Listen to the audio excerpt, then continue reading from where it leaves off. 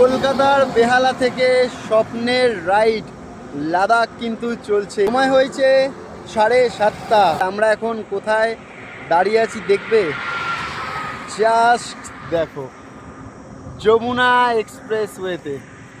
তো আমরা ফাইনালি ভাই যমুনা এক্সপ্রেসওয়েতে আমরা চলে এসেছি। আর এখান থেকে দিল্লি মাত্র 200 কিলোমিটার।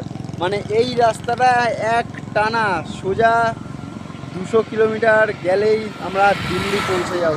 আগের বার যখন এসেছিলাম তখন দিনের আলো, মানে দুপুরের দিকে এসেছিলাম, এখন কিন্তু প্রায় সন্ধ্যা হতে যায়, 7:30 বাজে। তো একটা আলাদা রকম অনুভূতি হচ্ছে। আমরা প্রায় 1300 কিলোমিটার রাইড করে আমরা কিন্তু এই যমুনা এক্সপ্রেসওয়েতে এসে পৌঁছেছি। আর এই যমুনা এক্সপ্রেসওয়েতে টোল কিন্তু দিতে লাগে, আর প্রায় ভালো রকমের টোল দিতে লাগে এই বাইকের। কত টাকা টোল দিতে লাগে তোমাদেরকে সব জানাবো লং ভিডিওতে, ইউটিউবে তোমরা চেক আউট করতে পারো। তো চলো এখনের মতো টাটা।